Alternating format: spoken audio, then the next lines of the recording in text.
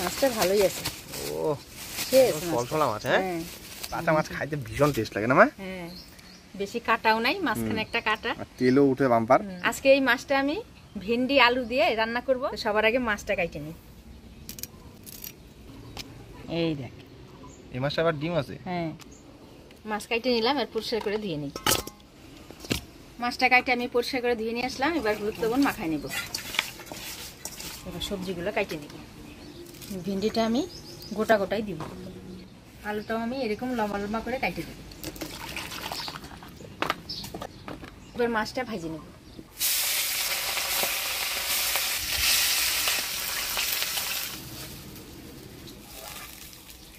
ফোড়নে দিব গোটা জিরা। প্রথমে আলুগুলা দিয়ে দিব। এবার মশলা দিয়ে দিব, আদা, জিরা, লঙ্কা আর পেঁয়াজ, দিব হলুদ, লবণ। আলুটা মশলা দিয়ে ভালো করে নাড়াচাড়া করে নিলাম। এবার কাটি রাখা ভিন্ডি দিয়ে দিব। আলু ভিন্ডি মশলা দিয়ে নাড়াচাড়া করে নিলাম। এবার অল্প জল দিয়ে ঢাকা দিয়ে দিব। আলু ভিন্ডি মশলা দিয়ে ভালো করে কষিয়ে নিলাম। এবার জল দিয়ে দিব। ঝোল জাল হয়ে গেছে।